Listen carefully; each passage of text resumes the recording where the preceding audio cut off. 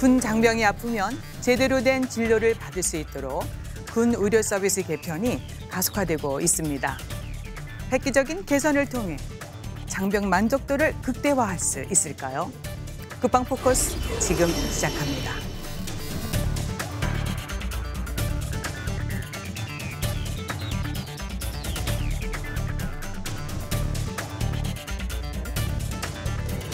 군 의료 시스템 개편을 위해 민관군이 머리를 맞댔습니다. 주요 논의 사항은 무엇일까요?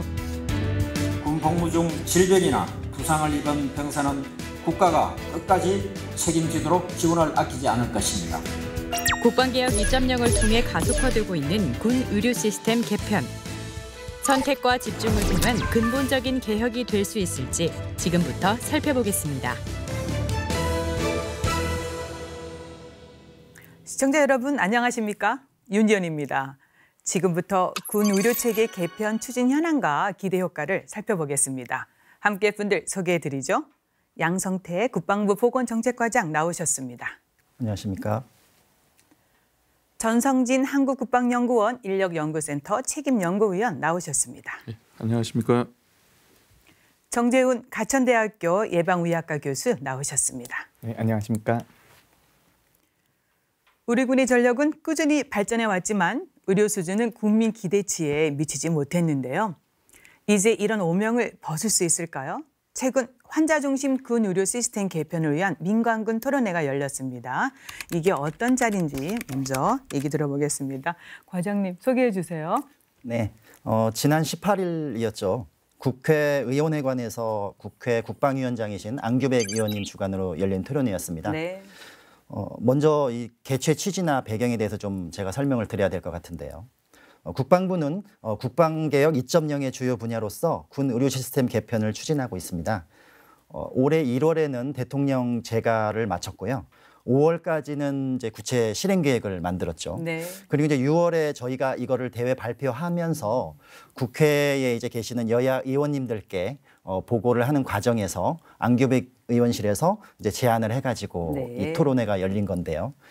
이날 토론회에는 이제 국방위 소속 그 이종명 의원님을 비롯해서 민간 의료 전문가도 많이 참석을 해주셨고요. 네.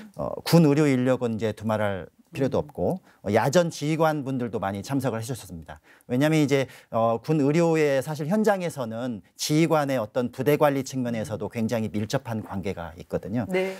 일반 장병들까지 합하면 거의 한 100명 이상은 참석한 것 같습니다. 네.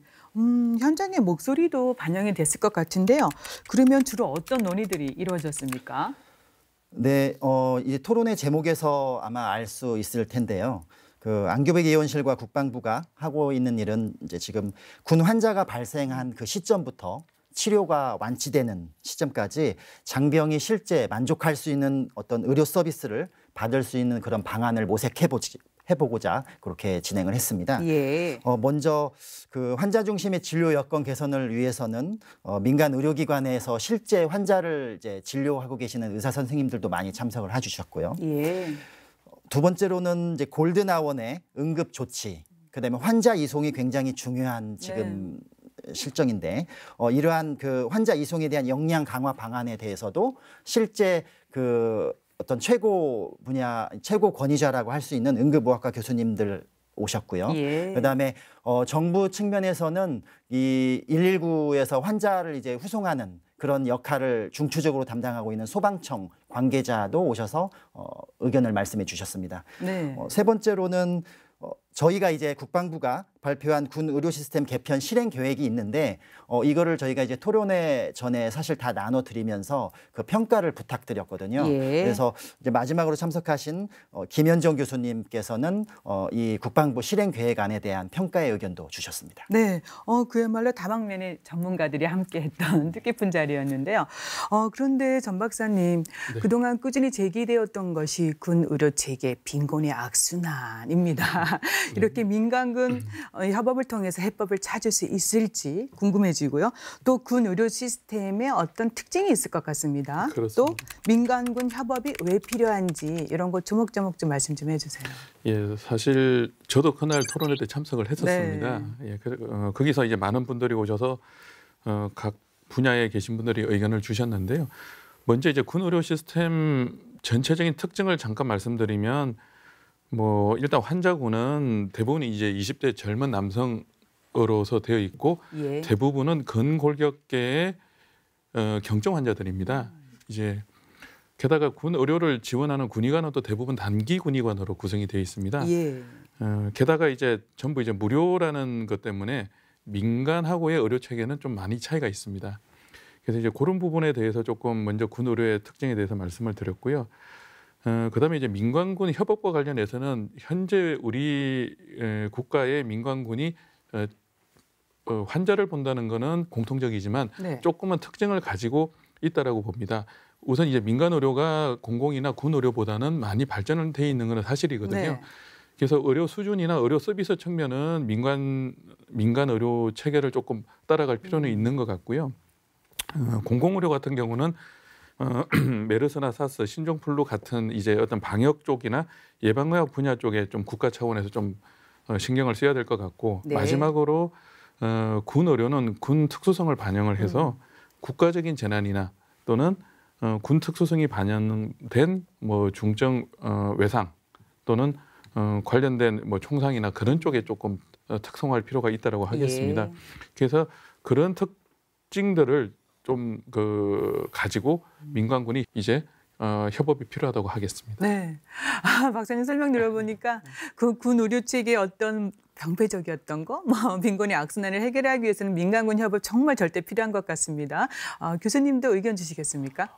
일단 군의료 시스템이라는 걸 이해를 하기 위해서는 군의료가 어떤 인구 집단을 다루고 있는지를 이해하는 게 중요합니다. 예. 근데 대부분은 군 장병이라고 하는데 대부분은 병사들이죠. 근데 병사들은 20대의 젊은 남성이고 그다음에 의무 복무를 하는 특성이 있습니다. 근데 결국은 무엇이냐면은 젊은 남성이라고 하는 것은 결국은 중증 질환이 걸릴 가능성은 굉장히 낮다는 걸 의미를 하는 거고요.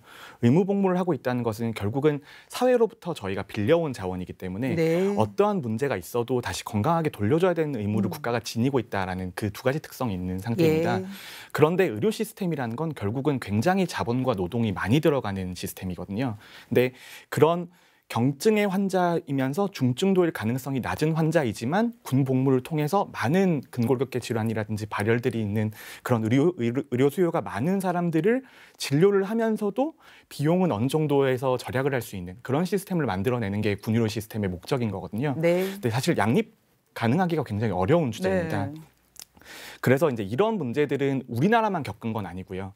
다른 세계의 많은 나라들이 다 2차 대전 이후로 다 겪었던 문제들입니다. 근데 미군 같은 경우에는 정말 국방비에 많은 투자를 하고 있기 때문에 그러니까 무제한의 자원에 가까운 자원을 투여하면서 이 문제를 해결해 나갔고 근데 예. 미군만큼 자원을 투여할 수 없는 국가 같은 경우에는 이제 민간군 협업을 통해서 해결해 온 경우가 많습니다. 예를 들어서 뭐 이스라엘 같은 경우에는 이제 군병원과 민간병원의 구별이 굉장히 애매합니다. 그래서 군병원이 민간 환자를 진료하는 경우도 있고 민간 병원에서 군 환자를 진료하는 경우도 있고 그런 경우도 되어 있고 그다음에 이제 유럽 국가 같은 경우에는 이미 군축이 많이 진행되었기 때문에 공공병원에서 군인을 진료를 하고 있습니다. 그래서 네. 공공병원과 군병원의 경계가 없는 것이죠. 네. 그렇게 되면은 이제 결국 공공의료를 수준을 높이는 게 군의료의 수준을 높이게 되는 거기 때문에 굉장히 서로 상호의 시너지가 높아지는 예. 그런 현상들이 있습니다. 그래서 결국은 군의료가 민간 의료를 빠른 속도로 쫓아갈 수 없다면 적극적인 협력을 통해서 이제 그 의료 체계를 만들어 나가는 것이 굉장히 중요하다고 볼 수 있습니다. 네, 이스라엘 케이스, 미국 케이스, 유럽 케이스 들어봤지만 이런 케이스들을 다 종합해서 우리 환경에 맞는 특수한 상황에 좀 접목이 됐으면 좋겠습니다. 네, 과장님 그래서요 이제 그동안 군 의료 체계와 관련된 오해들도 많았고 걱정도 많았습니다. 국민들의 요구 사항도 적지 않았는데요. 그런 걸 다 모아서 지금 말씀해주신 대로 이제 군 의료 서비스 개편이 국방개혁 2.0의 정말 중점 추진 과제 중 하나잖아요. 네, 앞으로 중점 추진 사항 그리고 과제에 대해서 소개해 주세요. 네, 뭐 앞에서 두 분 교수님, 박사님 말씀을 해주셨는데 사실 저희가 지금 진행하는 국방개혁 2.0의 군 의료 시스템 개편의 핵심은 다 그런 부분에 어떤 그 내용에 공감을 하고 어떻게 하면 이제 실제 현장에서 그거를 그 이행 과제화해서 하나하나 고쳐나갈 수 있을까를 굉장히 고민한 그런 결과라고 이제 말씀을 드리고 네. 싶습니다. 군 의료 시스템 개편의 핵심은 뭐 계속 저희가 대회 발표 때도 말씀을 드렸지만 장병이 아플 때 민간 병원을 자유롭게 이용하도록 한다는 거가 굉장히 큰 저희의 그 이번에 변화 사항이라고 그렇게 말씀드리고 싶습니다. 예. 그리고 이제 응급 상황에서는 119 소방 등의 그런 의료 자원과 협력을 통해서 우수한 민간 의료기관 그리고 국방 의료 자원을 융합 활용해서 치료를 하는 것이죠. 네. 그러면 이제 나머지 군 의료는 어떻게 되느냐라고 네. 이렇게 사실 어떻게 질문을 많이 받고 있는데 군 의료도 당연히 강화해야 될 부분. 다시 말하면은 선택과 집중이라는 원칙에 근거를 예. 해서 저희가 반드시 갖춰야 할 분야는 확실히 강화를 하고 네. 그다음에 장병들의 어떤 진료권 그다음에 장병들의 의료기관의 접근권을 최대한 보장해주기 위해서는 군 의료가 또 내려놓아야 될 것은 내려놓고 민간 의료기관과 협업을 해야 된다는 것이 중점 과제입니다. 네. 저희가 이제 좀 더 세부적으로 이 부분을 이제 실천하기 위해서 과제를 잡아봤는데 네. 오늘은 한 4가지 정도의 그 과제를 말씀드릴까 합니다. 첫 번째는 이제 병사들이 민간 병원을 이용하는 데 있어서 얼마만큼 편의성을 도모하느냐. 네. 그다음에 실제 지금 민간 병원을 이용하면 물론 군 병원에서 치료가 불가하거나 또는 그 능력을 넘는 부분에 있어서는 당연히 국가의 예산으로 그 치료비를 저희가 지원하지만 네. 그렇지 않는 경우에는 선택에 의해 나가는 경우에는 병사 자신의 또 일정 정도의 그 의료비를 부담해야 되는 면은 있거든요. 네. 그래서 이런 부분까지 어떻게 하면 전체적으로 국가가 100% 책임을 다할 수 있겠는가에 대한 그런 지원 쪽에서도 저희가 노력을 하고 있고요. 두 번째 측면의 세부 과제로는 그렇다고 해도 실제 지금 그 나중에 뒤에서 제가 더 세부 데이터를 말씀드리겠지만 군 병원을 이용하는 장병들의 이용률도 대단하거든요. 네. 워낙 이제 저희 군 규모도 크고 네. 그다음에 전국적으로 넓기 때문에 따라서 지금 우리가 갖추고 있는 군 병원의 이용에 대한 편의성도 똑같이 높여야 되는 그런 과제도 있는 겁니다. 예. 그러기 위해서는 우리가 얼마만큼 그 군 병원에 가는 데 있어서 대기 시간을 감소시킨다든가 그다음에 군 병원에 이제 진료 받는 데 있어서 여러 가지 그런 서비스를 개선하는 부분이 있겠고요. 그런 거를 실제적으로 현장에서 해줄 군 의료 인력의 역량 향상도 굉장히 필요한 부분이죠. 네. 세 번째로는 그 앞에서도 말씀드렸지만 대부분의 그 병사들이 경증 환자 중심이라고는 하지만 저희가 굉장히 이제 놀라지 않을 수 없는 부분은 현장에서 이제 막 이제 질환이 발견되거나 아니면은 크게 다쳤을 때 그럴 때는 이제 어떻게 할 것이냐가 어떻게 보면 또 그 병사들 또는 그 부모님들의 가장 큰 걱정거리거든요. 네. 이제 거기에 있어서는 현장에 저희가 모든 그 의료 역량을 다 가질 수는 없는 것이 사실인 만큼 가능하면 빨리 이 응급 환자를 적절한 그 치료를 할 수 있는 병원에 예. 이송하느냐가 굉장히 큰 핵심입니다. 그래서 환자를 신속하게 이송하고 그 신속한 이송을 위한 그 정부기관 또는 민간 의료기관과의 협업이 예. 핵심이고요. 마지막으로는 장병들의 건강을 위한 감염병 예방이나 질병 예방 부분이 있습니다. 네. 과거에 이제 어떤 메르스 사태라든지 신종플루 같은 경우에도 군 의료가 굉장히 많이 기여한 부분이 있고 네. 이 부분에 있어서는 또 어떤 그 예방의학적인 측면이나 군진의학의 발전을 통해서 저희가 충분히 준비할 수 있는 영역이라고 생각을 하거든요. 예. 그래서 장병들의 건강 관리를 위해서 감염병 대응 그리고 질병 예방을 강화하는 것이 마지막 과제가 되겠습니다. 네, 그렇군요.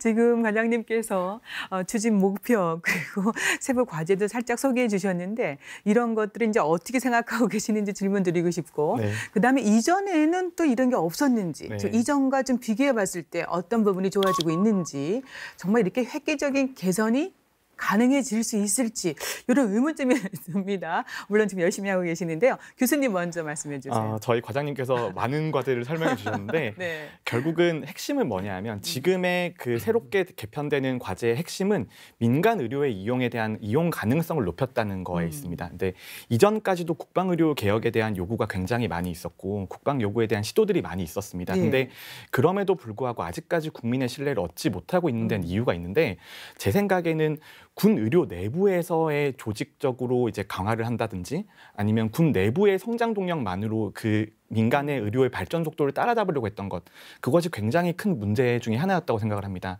결국은 의료라고 하는 것은 지금 우리나라의 병원 가보시면 아시지만 우리나라 병원이 굉장히 전 세계적으로도 잘 되어 있는 편이잖아요. 네.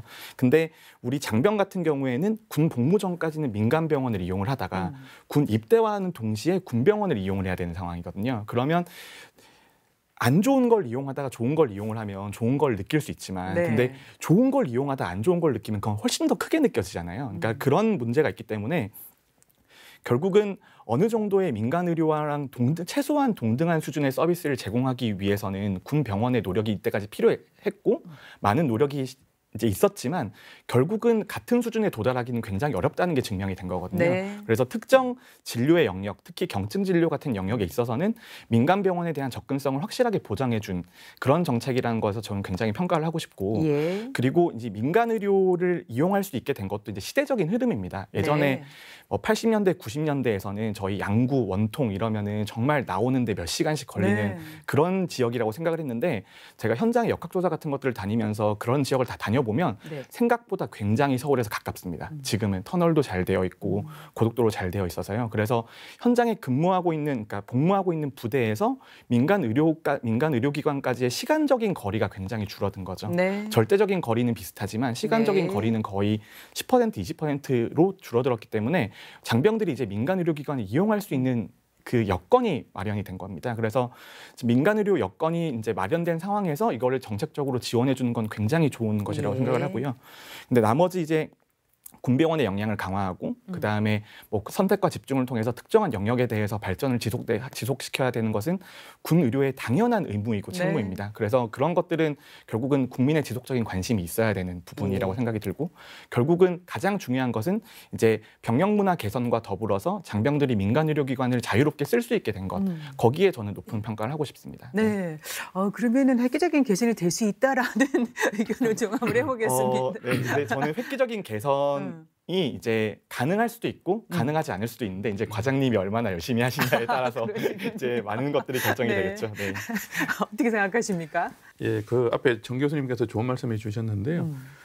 저도 그 과거의 군 의료 체계 개선과 관련해서 한 2006년, 2007년부터 본격적으로 군 의료 체계 개선에 대해서 계획도 세우고 시행도 하고 또 어떤 사건 사고가 발생하면 또 다른 수정된 계획을 세우고 하는 그 과거의 그런 정책을 보면서 지금 새로 나온 이제 뭐 새로라기보다는 개선된 2.0의 군 의료 시스템 개편을 보게 되면 가장 눈에 띄는 부분이 이제 민간 의료, 우리 네. 정 교수님 말씀하신 부분인데 이제 이 부분에 대해서도 그 동안에 민간 의료를 이용하기 위해서는 과장님도 말씀하셨지만 군 의료가 수준을 넘어서는 부분에 대해서 대부분 이용을 했는 부분이 있고.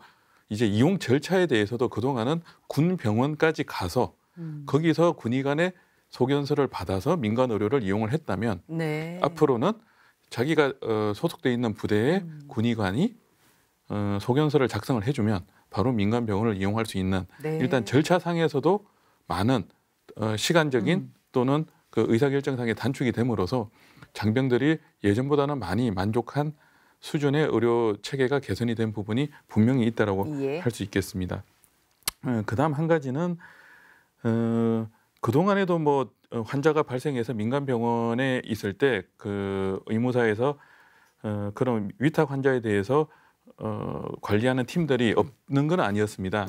그런데 네. 앞으로는 민간 병원 이용 환자가 지금보다는 많이 늘어날 것으로 판단을 하기 때문에 네. 그렇게 이용한 환자들에 대해서 위탁 그 환자 관리팀을 좀 더 충원을 해서 예. 좀 더 그 직접적인 그 민간 병원에 가서 원무과적인 거라든지 아니면 여러 가지 군에서 지원할 수 있는 부분을 면대면으로 지원할 수 있는 부분이 예전보다는 많이 개선이 됐다라고 하겠습니다. 네, 절차도 간소해지고요. 또 위탁할 수 있는 또 관리하는 인력도 보강이 됩니다. 그래서 이제 과장님께서 군 의료 시스템 개편 중에 가장 중요한 것 중에 하나가 지금 말씀해 주셨던 또 소개해 주셨던 민간병원 이용입니다. 네, 이 부분의 이제 개선 부분 어떻게 되는지 조금 더 구체적으로 설명해 주시겠습니까? 예.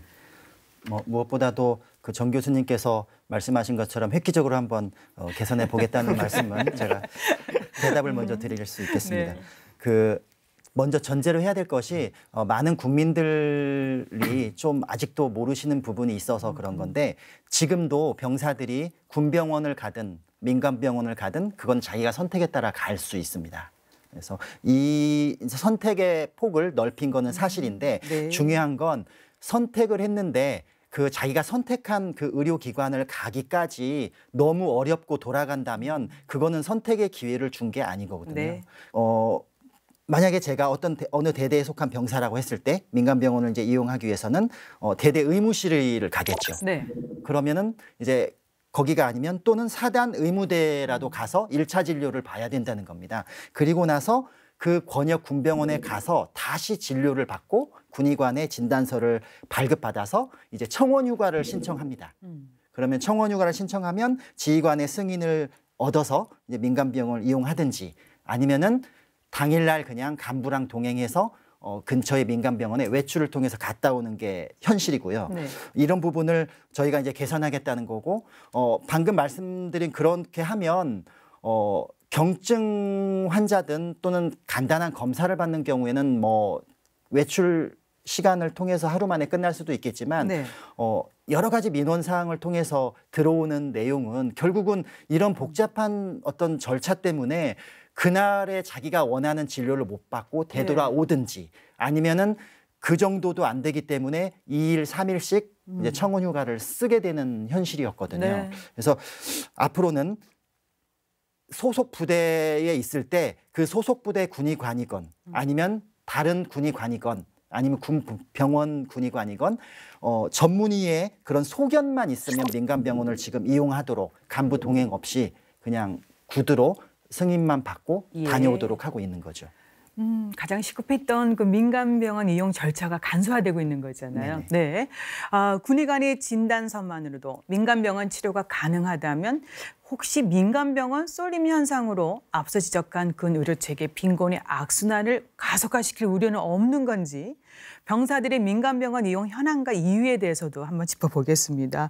네, 이런 목소리도 나올 뻔할 것 같은데 네, 교수님 일단 어떻습니까? 설명을 드리면 이제 네. 빈곤의 악순환이라는 표현부터 좀 이해를 하셔야 될 것 같아요. 근데 빈곤의 악순환은 결국은 의료라는 것은 환자가 있어야지 발전할 수 있다라는 개념의 연장선이거든요. 네. 그러니까 의료, 특히 의사는 환자를 많이 보면 많이 볼수록 숙련이 되고 그다음에 수술도 많이 하면 많이 할수록 수술을 잘하게 되죠. 그런데 군의료에 대한 신뢰가 무너지면서 군의료를 이용하는 환자 수가 줄어들고 환자 수가 줄어들다 보니까 군의관들이 진료할 수 있는 환자의 수가 또 줄고 예. 그러다 보니 경험이 떨어지고 경험이 떨어지다 보니 다시 질이 줄고 네. 질이 줄다 보니 다시 신뢰도가 떨어지고 그러니 다시 또 환자가 주는 그런 현상을 우리가 빈곤의 악순환이라고 저희가 정의를 했었습니다. 예전에 예. 정의했었는데 일단 가속화시킬 우려는 충분히 있다고 보고요. 충분히 시킬 수 있고 또 하나의 문제가 뭐냐면은 빈곤의 가속 악순환이라는 게 이런 의학적인 의미가 아니고 민간병원을 이용할 수 있는 집단과 이용할 수 없는 집단으로 나뉠 수 있다는 게 문제가 있습니다. 지금 전 국민 같은 경우에는 모두가 공평하게 병역의 의무를 수행을 하고 있는데 네. 근데 민간 의료를 이용하는 경우에는 결국은 급여 진료액에 대해서는 국방부가 다 보장을 해주지만 근데 민간병원에 있어서 비급여 진료액도 발생을 하거든요. 네. 근데 비급여 진료비를 부담을 할 수 있냐 없냐에 따라서 민간 의료를 이용할 수 없냐 있냐가 갈리는 현상이 생길 수 있습니다. 예. 그렇게 되면 똑같은 병역 의무를 수행을 하고 있는데 누구는 편안하게 민간병원을 갈 수 있고 누구는 군병원을 이용해야 되는 그런 현상이 생길 수 있거든요. 근데 그런 거에 대해서는 반드시 저희가 어느 정도 해결 방안이 필요한 상황이고요. 네. 그리고 이제 병사들의 민간병원을 어느 정도 이용하고 있는지에 대해서는 데이터를 말씀을 드리면 네. 저희가 2016년까지 조사했을 때는 한 45% 정도 됩니다. 전체 의료 이용량의 45% 정도를 민간병원을 이용을 하고 있고요.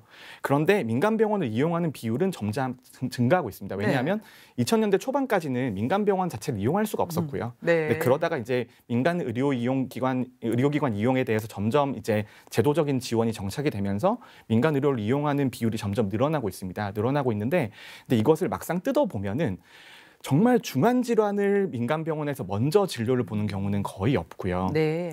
간단한 진료나 특히 치과 진료 같은 것들 있죠. 그런 것들은 그 군병원에서는 진료받을 때 굉장히 시간이 오래 걸리기 때문에 경증이지만 당장 급하게 아픈 질환들 그런 네. 거에 대해서 민간 의료기관 이용에 대한 수요가 굉장히 높다는 걸 알 수가 있습니다. 그래서 이제 그런 쪽에서는 조금 더 이제 군 의료 체계가 어느 정도는 조금 더 보장성을 높여야 될 예. 필요가 있고요. 그런 의미에서 좀 접근이 필요하다고 생각합니다. 네. 네. 그래서 과장님 이렇게 이제 우려의 목소리에 대해서 어떻게 예방할 수 있는 방안을 또 마련해 놓고 있는지 궁금하고요. 또 이제 병사의 결국은 만족도하고 효과성 그 점검을 위해서 시범 사업에 대한 중간 어떤 뭐 점검 결과가 나왔다면 좀 소개해 주시겠습니까? 예. 예. 그 민간병원 이용에 대한 어떤 병사 만족도 예. 말씀을 좀 해드리면 이제 육군 사례가 있는데요. 네. 아까 말씀드렸듯이 시범사업 대상 분대가 이제 1군단하고 3군단 지역이었습니다. 네. 그리고 올해 1월부터 6개월간 진행하면서 만족도 설문조사도 병행을 했고요. 리커트 5점 척도로 이제 조사를 했는데 네. 4점에 해당하는 만족 이상이 병사의 경우에는 87.3%였고요. 간부의 경우에는 78.4%였습니다. 그래서 이 만족 이상 중에서도 특히 매우 만족은 만족보다 더 높은 지금 수치이거든요. 네, 그랬군요. 예. 어쨌든 10명 중에 9명 가까이 또는 네. 10명 중에 8명 가까이의 이제 병사와 지휘관이 만족을 했다는 건데 그 이유를 한번 저희가 물어봤는데 병사들은 아무래도 다 예상을 하시겠지만 신속한 진료, 그다음에 희망일자의 진료 가능한 그런 제도다. 예. 그리고 간부들은 굉장히 저희들은 처음에 이 제도를 시행하면서 간부들에게 어떤 부대 관리에 지휘 책임의 스트레스를 오히려 더 가중시키는 게 아니냐는 어떤 그런 생각도 했었거든요. 근데 결과적으로는 간부들의 답변은 오히려 인솔 부담이 없어져서 부대 관리 스트레스 해소에 도움이 많이 된다라고 이렇게 말씀을 네. 해주고 있습니다. 그러니까 병사나 간부들 모두 긍정적이고 만족하는 것 같습니다. 계속해서 애써주시기 바라고요. 지금 아까도 살짝 언급을 했지만 민간병원에서 이제 치료받고 있는 위탁 환자 있지 않습니까? 네. 그리고 이제 보호자에 대한 지원은 어떻게 되고 있는지 또 필요할 것 같은데 결국은 찾아가는 지원 서비스 어떻게 봐야 될지 이 부분은 정 교수님이 좀 말씀해 주세요. 예. 일단 저희가 이전까지 말씀드렸던 민간병원을 이용하는 사람은 이제 자기 선택에 따라서 민간병원을 이용하는 사람입니다. 근데 여기 보면 위탁 환자라는 표현이 등장하는데 네, 위탁 환자. 위탁 환자는 그냥 일반적인 환자랑은 조금 다른 개념이고요. 민간병원의 위탁 진료를 가는 환자는 군병원에서 진료가 너무 어렵거나 아니면 너무 위급하거나 그런 경우에 민간병원을 이용하시는 분들이거든요. 당연히 경황이 없고 보호자 같은 경우에는 더 절실할 네. 겁니다.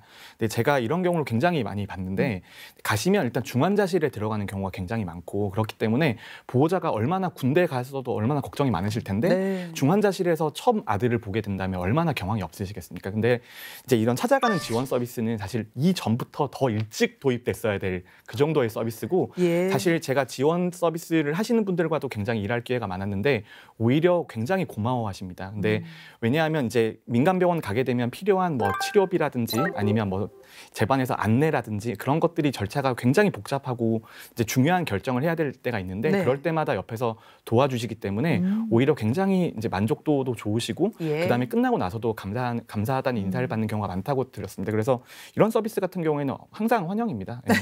언제든지 환영입니다. 네. 그럼 찾아가는 지원 서비스는 좀 더 확대돼야 되고 네. 예, 또 보호자나 환자 자체는 또 경황이 없기 때문에 그런 것 같습니다. 예, 계속해서 군 의료 시스템 두 번째 개혁 과제입니다. 군병원 이용 편의성 증진하고 진료 역량을 강화하기 위한 꼼꼼한 설문조사를 통해서 개혁 과제가 마련됐는데요. 이것도 들어보겠습니다. 네, 과장님 소개해 주세요. 네, 2018년 한 해 동안 저희가 이제 군 장병이 민간병원은 얼마만큼 이용했고 군병원은 얼마만큼 이용했는지 이제 조사는 했습니다. 네. 데이터를 보니까 앞서도 잠깐 정 교수님 말씀해 주셨는데 민간병원을 2018년 한 해 동안 126만여 회 정도 이용했더라고요. 이건 이제 횟수로 보는 겁니다. 네. 사람 수가 아니고요. 반면에 군병원은 112만여 회라고 볼 수 있는데 근데 이제 여기에 사실 사단급 이하 의무대가 있잖아요. 네. 대대 의무실도 있고 사단 의무대도 있고 이런 이용 횟수를 더하면 군 의료기관은 사실 전체적으로 280만여 회가 넘습니다. 그래서 이 의미는 뭐냐면 이 우리가 이제 민간병원을 이용하는 데 있어서 제도를 간소화하고 편의를 도모해서 어떤 환자 중심의 진료 서비스를 개선한다고 하지만 여전히 군 병원 이용 횟수를 보면 장병들이 군 병원 이용 횟수 그만큼이나 어떻게 보면 우리 군 의료기관을 많이 찾고 있다는 거고 여기에 대해서도 우리가 중요한 과제로 개선해야 될 부분이 많다는 거거든요. 네. 그래서 저희가 이제 그 장병들이 군 병원을 이용하는 데 있어서의 그 편의성을 증진하기 위해서 설문조사를 통해서 좀 문제점을 파악을 해봤습니다. 네. 가장 그 상위에 위치한 두 가지 불편한 점은 뭐냐면 네. 첫 번째는 역시 대기 시간입니다. 이거는 이제 어떤 특성에서 나오는 거냐면 부대별로 그 사단 의무대 그다음에 군 병원을 할 때 특정 시간에 예를 들면 뭐 아침 7시 반까지 모여서 외진 셔틀버스를 타고 이제 그 주어진 동선에 따라서 모든 그 예하의 부대에서 그 관할 군병원으로 모이게 되는 겁니다. 네. 그렇게 되면 그 하루 종일 환자가 꾸준히 있는 것과는 달리 아침 시간에 환자가 몰리게 되는 그런 현상이 대부분의 군병원이 처한 현실이거든요. 그래서 이런 부분 때문에 아마도 이 대기 시간에 그 길다는 그런 예. 문제점은 나왔을 걸로 보고 두 번째로는 이제 부대에서 대대, 연대, 사단, 군병원 이렇게 의료 전달 체계가 있다 보니까 이거를 그 통할해서 관리하는 어떤 그런 전자적인 진료 예약 시스템이 약간 미비하다고 볼 수가 있고요. 예. 그 점을 이제 실제로 장병들이 이렇게 그 불편한 상황으로 제시를 해주셨어요. 네. 그래서 지금 저희가 첫 번째 이 대기 시간을 어떻게 하면 줄일 것인가는 거의 이 군 병원에 관련된 의료 시스템 개선에 있어서의 90% 이상을 차지하는 굉장히 중요한 문제로 저희가 절감하고 있습니다. 네. 그래서 지금도 이제 계속 이 부분을 연구하고 있고 개선책을 내고 있는데 네. 예를 들자면 부대 중에서는 조금 군병원에서 떨어진 부대도 있지만 네. 또 군병원 주위라든가 도심권 주변에 위치한 부대는 대중교통이 좀 굉장히 발달해 있거든요. 다시 말하면은 버스 노선이 있을 수도 있고요. 네. 그다음에 거리가 짧아서 택시 정도는 한 번에 이용해도 얼마 나오지 않는 그런 범위 내에서 충분히 편하게 이용할 수 있거든요. 그래서 저희가 대중교통이 굉장히 그 용이한 부대의 경우에는 그 대중교통비를 지원하기로 했습니다. 네. 그리고 이렇게 되면은 굳이 아침 7시 반에 이렇게 그 모여서 외진 버스를 타지 않아도 본인이 이제 근무하다가 점심시간에 다녀올 수도 있고요. 예. 아니면 오후에 한가할 때 골라서 금방 다녀올 수도 있다는 그런 개선책이 되거든요. 네. 이런 부분은 사실 그 설문조사도 했지만 이거를 현장에서 지금 만족도 조사랑 병행해서 하고 있기 때문에 방금 전에 어떤 그런 민간병원 이용에 대한 만족도 조사처럼 곧 그런 결과를 말씀드릴 수 있을 것 같습니다. 예. 그리고 이제 덧붙여서 뭐 그 기존에 해왔던 것처럼 셔틀버스도 더 증차를 하고요. 네. 그다음에 집중 시간이 그래도 있으면 그 집중 시간으로 조금 뭐 유연근무제까지는 아니지만 의료 인력의 진료 시간을 그쪽으로 좀 많이 조정을 네. 해주는 거죠. 그다음에 정형외과 같은 경우가 어떻게 보면 다빈도 진료 과목이거든요. 이 부분에 있어서는 진료실을 추가로 저희가 임시로 운영해서 장병들을 더 많이 받고 있습니다. 네, 그렇군요. 정말 다양한 제도가 이제 개선되어 나갈 예정입니다. 지금 시행하는 것도 있고요.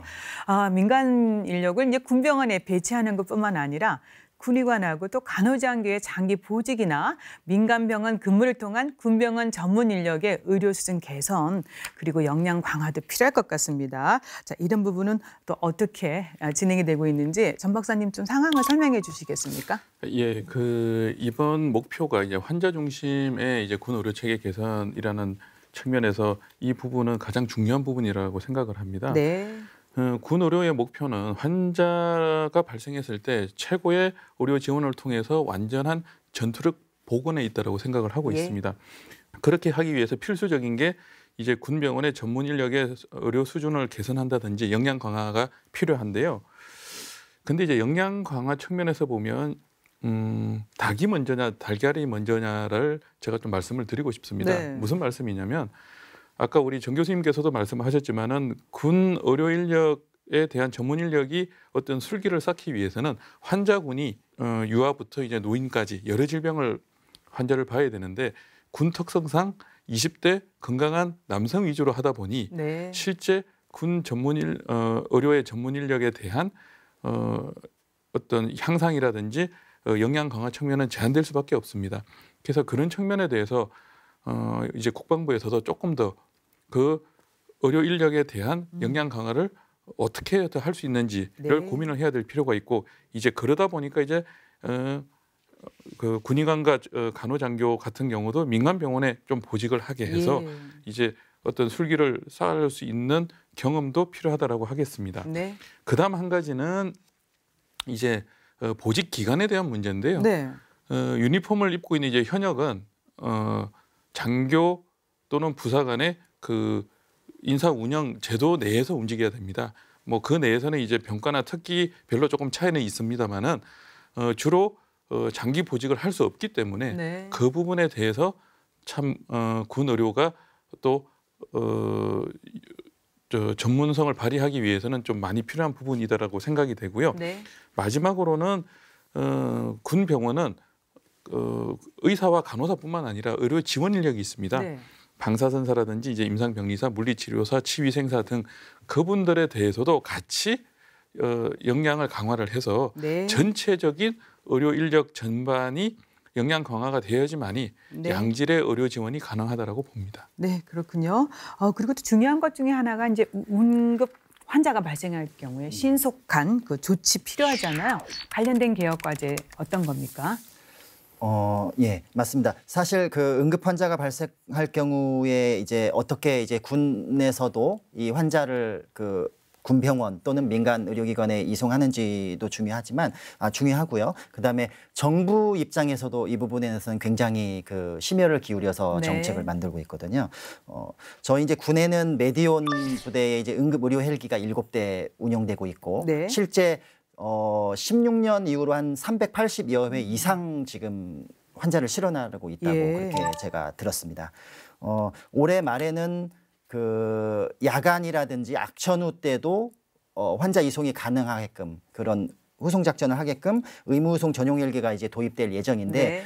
이 부분은 이제 메디온이라는 그 우리 의무 후송 헬기를 이제 수리온 우리 국산 헬기 기반으로 만들었다면 여기에 더해서 의무 후송에 더 그 전폭적으로 그 모든 기능을 다해서 전용 헬기라고 이렇게 이름을 붙인 거거든요. 네. 올해 이제 12월에 2대가 들어오고 예. 내년에 6대가 들어오면 총 8대의 이제 의무 후송 전용 헬기를 가질 텐데 네. 이제 이런 부분을 가지고 정부 부처하고 얼마만큼 신속하게 협업을 하는가가 가장 또 중요한 부분이라서 네. 이번에 이제 올해 7월 15일자로 국무총리 훈령이 하나 발령이 됐는데 그게 네. 뭐냐면 범부처 응급의료 헬기 공동운영 규정입니다. 사실 올해 초부터 이제 국방부도 여기 관계부처 6개 부처에 참여를 해서 실무 과정에서 공동으로 이렇게 매뉴얼이라든지 그다음에 훈령 제정안이라든지 이런 부분을 이제 작업을 하고 있었는데 네. 이번에 이제 이게 발령이 되었고 국방부의 메디온 응급 후송 헬기도 여기에 이제 참여를 하게 되겠습니다. 네. 그러면은 예를 들어서 뭐 전방 지역에 환자가 발생했다 하면 그 환자가 군 환자건 아니면 민간인이건 간에 일단은 가장 빨리 그쪽에 출동할 수 있는 헬기가 갈 것이고 예. 그게 이제 소방 헬기든 경찰 헬기든 아니면은 우리 의무 후송 헬기든 간에 가서 바로 이제 일원화된 어떤 그런 통신이라든지 그다음에 출입 그런 시스템에 의해서 적합한 이제 의료기관으로 환자를 이송해서 수술이 들어가게끔 그렇게 한다는 거죠. 네. 이제 이 밖에도 응급하면은 또 필요한 부분이 뭐냐면 이제 전력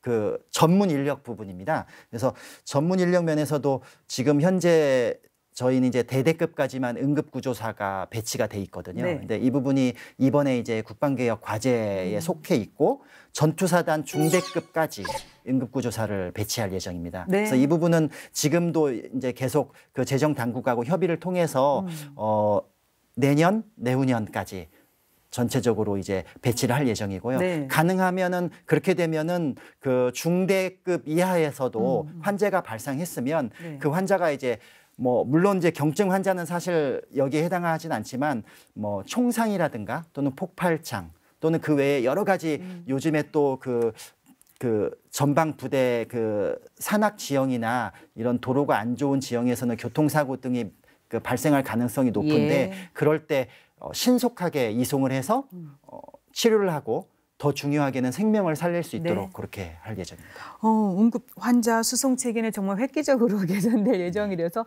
반가운 소식입니다. 네, 근데 정 교수님, 우리가 이제 응급 환자를 두고 가장 많이 쓰는 용어가 골든 타임 아니겠습니까? 이 골든 타임이 얼마나 중요한지 말씀해 주시고요. 골든 타임 사수를 위해서 꼭 보완돼야 할 점 추가로 있으면 좀 의견 주시겠습니까? 네, 골든타임은 교수님도 아시는 것처럼 정말 중요한 거고요. 특히 이제 사람의 뇌 같은 경우에는 4분 이상 산소가 공급되지 않으면 뇌사로 갈 수 있기 때문에 네. 결국은 4분 이내에 산소를 공급할 수 있는 그런 환경이 마련돼야 됩니다. 그리고 중증 외상 환자 같은 경우에는 의식이 있더라도 최소한 1시간 이내에는 전문적인 외상센터로 이송할 걸 공고를 하고 있습니다. 네. 그래서 골든타임은 이미 국민들께서도 너무나 잘 알고 계시리라고 생각이 들고요. 그리고 이제 아까 말씀하신 것처럼 국무총리 훈령을 통해서 이제 부처들끼리 헬리콥터를 공유하는 것들이 이제 가능하게 됐는데 네. 근데 저는 이제 인천 쪽에서 일을 하고 있습니다만 이제 인천 쪽에 도서 지역이 굉장히 많죠. 근데 네.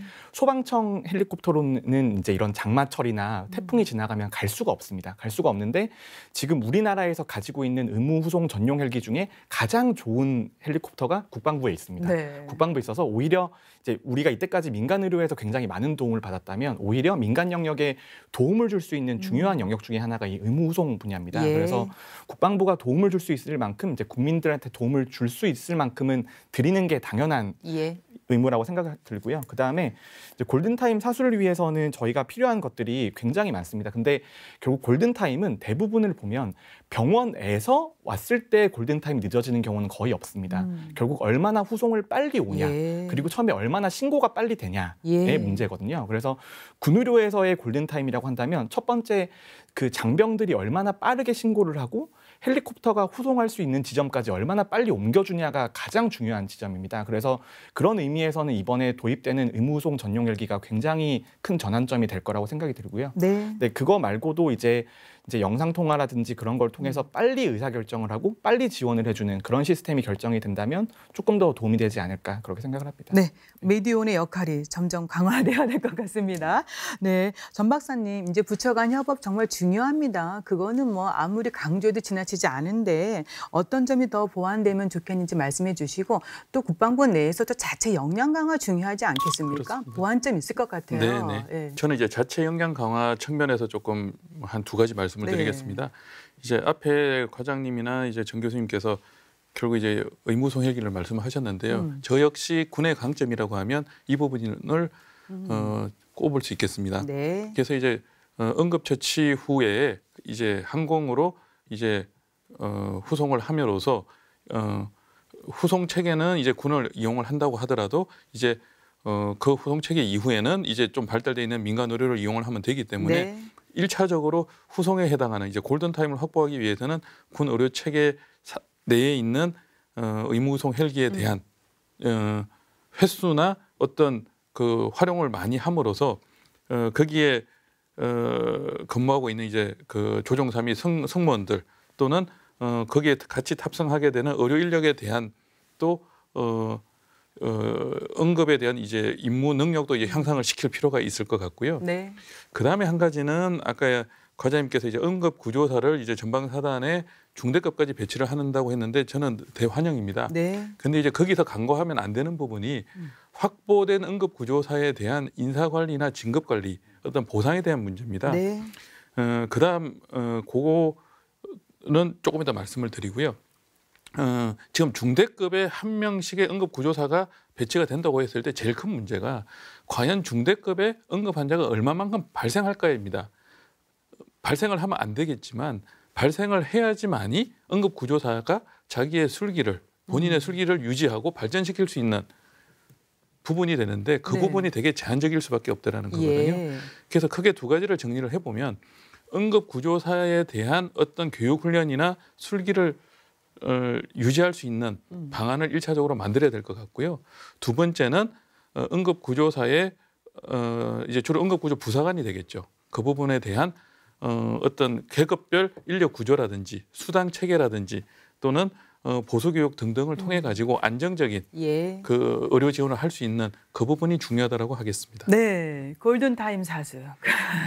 그리고 역시 또 그 응급 환자의 그 빠른 수송을 위해서는 현장의 목소리가 있습니다. 두 분 의견 어떻게 과장님 가지고 계신지 어떤 의견 또 주시기 네, 바랍니다. 저희가 이제 말씀해주신 부분에 대해서는 사실 같이 고민을 하고 있고요. 예. 고민을 하고 있는데 예를 들면은 응급 후송 헬기 이외에도 응급 환자를 신속하게 이송하는데 또 보완할 수 있는 것들은 많이 있습니다. 예를 들면 원격 의료도 사실 어떻게 보면은 그 부분을 어떻게 보면 조금 더 그 혁명적으로 그렇게 보완한다고 볼 수 있겠고요. 네. 그다음에 응급 환자 신고 체계도 사실 지금도 이제 그 보건복지부 그러니까 공공의료 부분에 있어서는 국립중앙의료원이 이젠이라고 하는 그 민간병원 이용 앱을 가지고 있지만 저희 군에서도 응급 환자 신고 앱이라는 예. 애플리케이션을 이제 개발을 해서 보급을 하고 있고 이제 그 부분이 신고라든가 또는 여러 가지 의료 정보라든가 이런 네. 부분에 있어서는 더군다나 또 병사들한테 그 스마트폰이 다 지급되는 마당에 네. 굉장히 필수적인 그 같이 이렇게 그 운용되어야 될 제도라고 생각을 하고 있고요. 만약에 그 지금 계속 나온 것 중에서 범부처 응급의료 헬기 또는 앰뷸런스 등을 통한 신속한 이송에 대해서 협업이 이루어질 때 조금 더 이제 보완이 되어야 한다면 지금 저희 군 부대에 있어서의 보안과 작전에 관련된 부분이 약간 좀 현장에서는 그 상충을 할 수가 있을 것 같습니다. 예. 그래서 그런 부분도 역시 그 보안 부서나 작전 관련 관계 부서하고는 그 해결하기 위해서 진행이 되고 있다는 것을 말씀드릴 수 있겠습니다. 네. 마지막으로 응급후송 관련 인력에 관련해서 이제 처우 개선 네. 부분을 이제 전 박사님께서 말씀해 주셨는데 이 부분에 대해서는 저희가 물론 여기뿐만 아니고 군 의료 인력 전반에 관련된 채우 개선은 지금도 사실 어떻게 보면은 복지 차원에서 그 어떤 처우 개선 위원회나 이런 그런 심의위원회를 통해서 계속적으로 고심을 하고 있고 네. 그다음에 재정 당국하고의 협의를 통해서도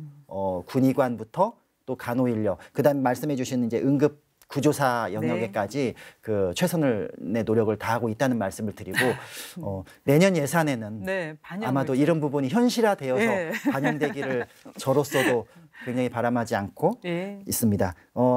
한 가지만 더 붙여서 말씀드리면 여기에 더해서 교육 말씀해 주셨는데 사실 굉장히 저희한테도 이 부분이 시급한 과제이고요.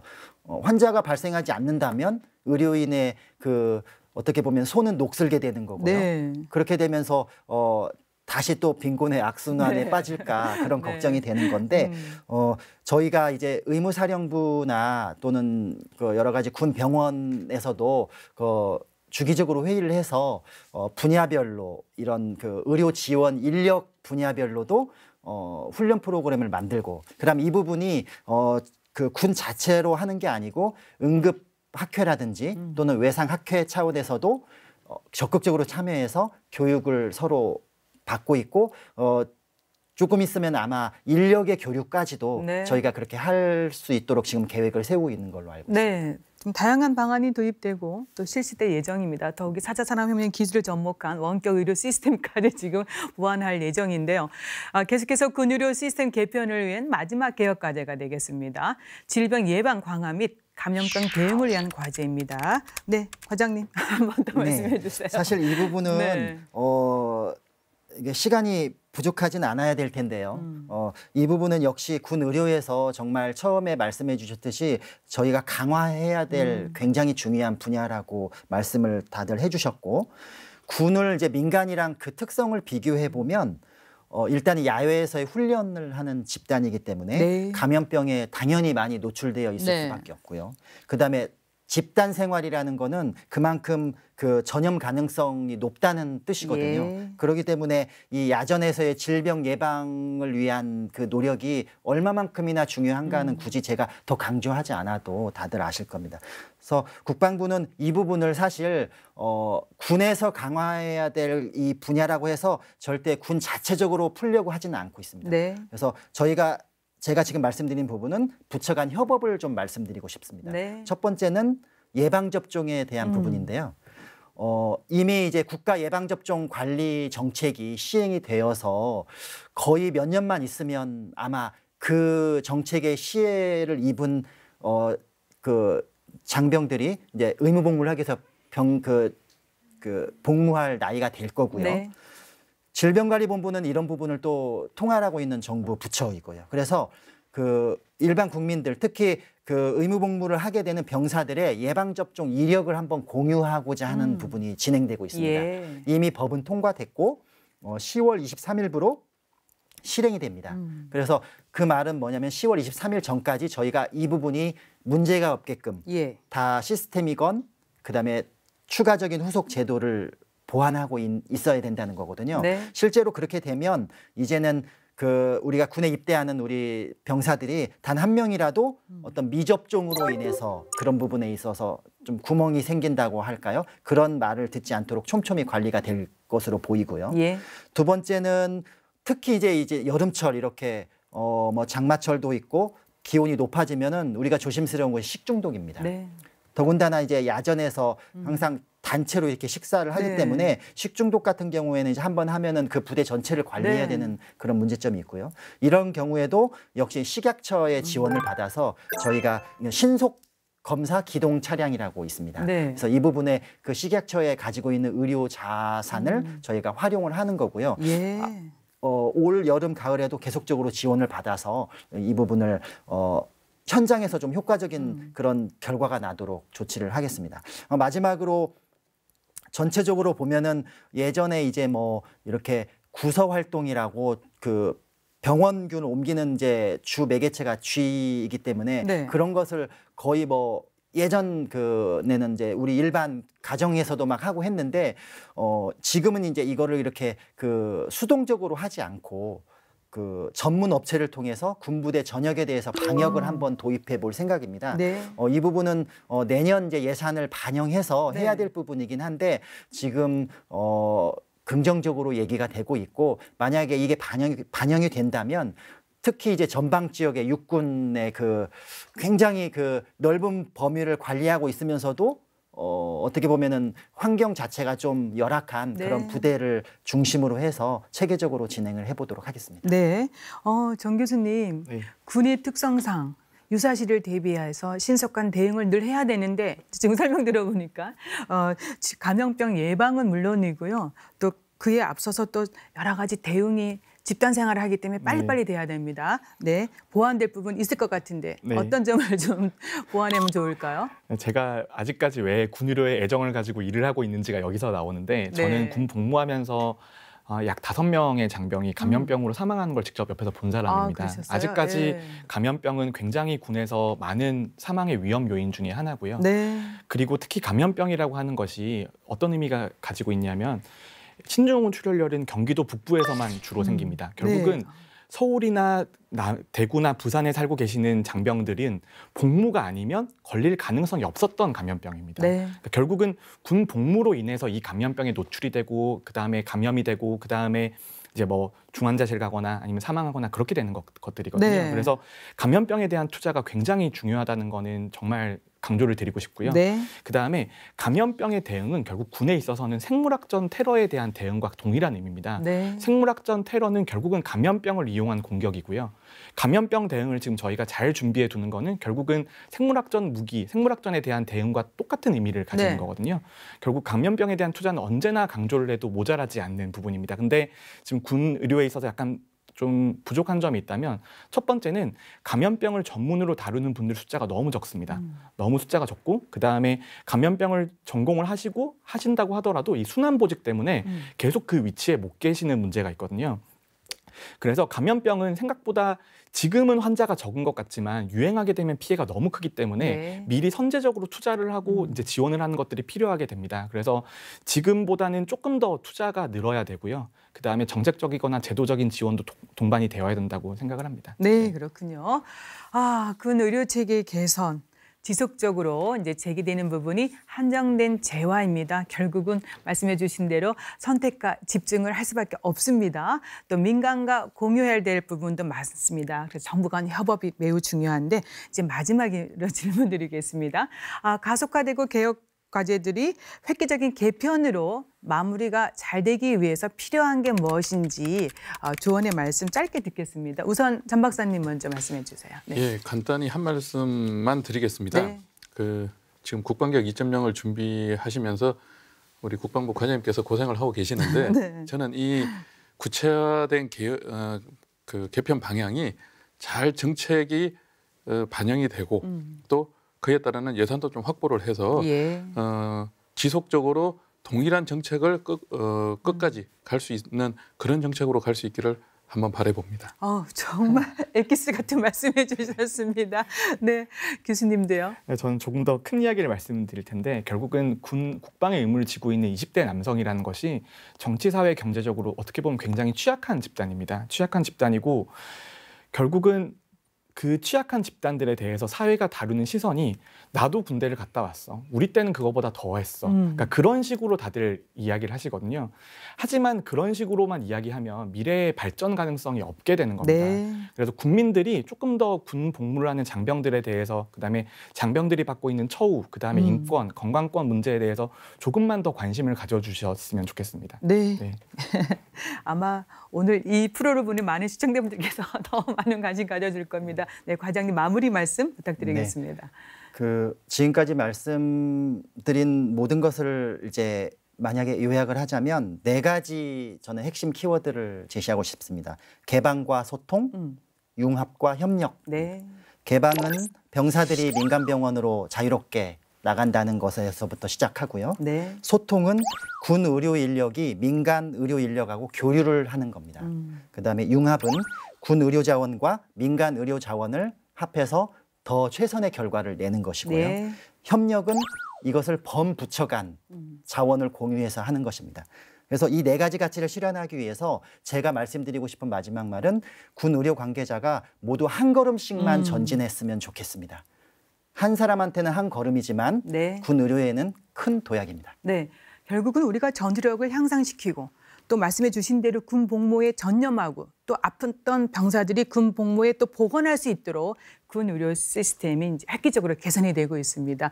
두 분 계속해서 의견 주시고요. 과장님 또 보완해 주시고 아까 말씀해 주신 그 키워드대로 잘 진행을 하시기를 부탁드리겠습니다. 네, 도움 말씀 오늘 여기서 마치겠습니다. 고맙습니다.